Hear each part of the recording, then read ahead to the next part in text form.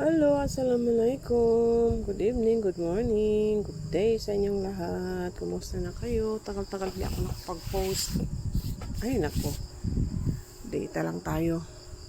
Tapos minsan tamad, minsan naman sipag. Kaya lang nakakalamang talaga yan, nakakatamad. Ayan, ito yung first project ko dito sa Mindanao. Nagbukas ako ng shop dito na maliit habang nagtatambay. O, ayan na, preliminary.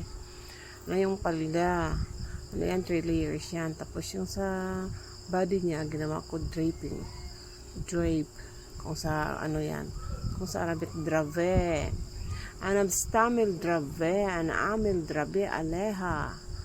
Yan. Tapos gumawa ako ng bulaklak. Yung mga ritaso ng mga ano yung pinagbilugan ko. Yan, ginagawa ko siyang bulaklak. Hindi ko alam kung bakit ganyan ang ginawa ko.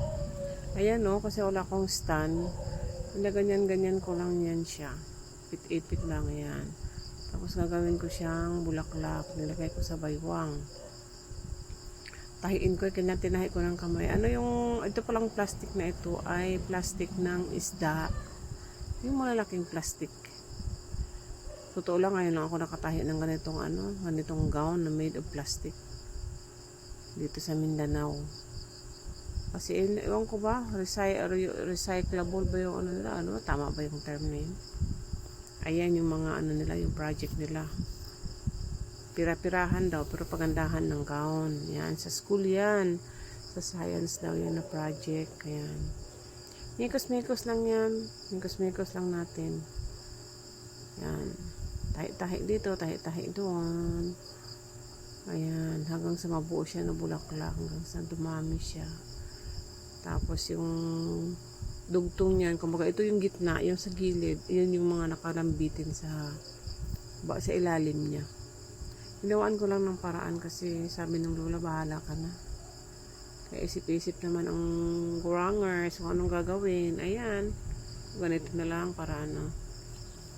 Tapos nilagyan ko ng ano, parang alakatrio na gray yung ano niya, yung strap niya. Gusto niya kasi sana tube. Tapos may sleeve dito. Sabi ko parang usual naman masyado. Kaya sabi ko, kayahin na lang natin yung kay ano. Yung kay Catrino na gray pumunta dito sa Sambusor.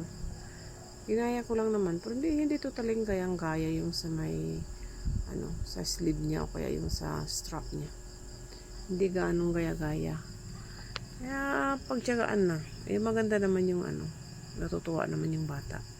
Kaya lang mahirap mag ano ng pitikot kasi alam mo naman budget.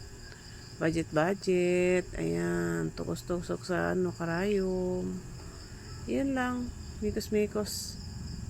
Tsaga-tsaga lang talaga mag ano. Once na mananahi ka, hanap-hanapin mo talaga ano. Ayan, habang ano, nakatambay ako dito sa Mindanao, kaysa naman walang ginagawa. Kaya sabi ko, might as well na mag-try ako magbukas ng shop dito. Kung okay, tuloy natin, di ba? So, ayan na. Ano bang ginagawa ko dyan? Ayan, yan. Ginagalaw-galaw ko pa. Wala kasi hindi ko kinakat ito. Yung video na to buo ito eh. Walang edit. Ayan. Tagal akong hindi nakapag-upload talaga ng video. So, ayan na nga. Ginawa kong bulaklak. Ayan. Nilalagay yan sa baywang. Tapos, yan na yung ano. Yan na yan siya. Yung nabuo na siya. For fitting na yan siya. So, yung sa bulaklak, yun yung gitna dito sa may ginagawa kong palawit. Ano tawag niya?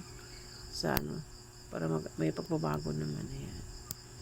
For fitting na yan siya. Ayan, may katrio na green na siya. May sleeve na siya. Ayan.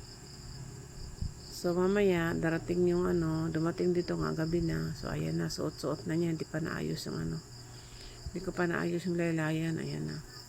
Gabi na yan, patulog na ako nang kumakatok. Hindi ko pa naayos ang lalayan. Sabi ko, ayusin na lang nila pag sinasusuot. Happy naman siya. Ayan. Talikod gang. Ayan. Yun sa likod. Ginanyan ko para at least next year pwede pang magamit.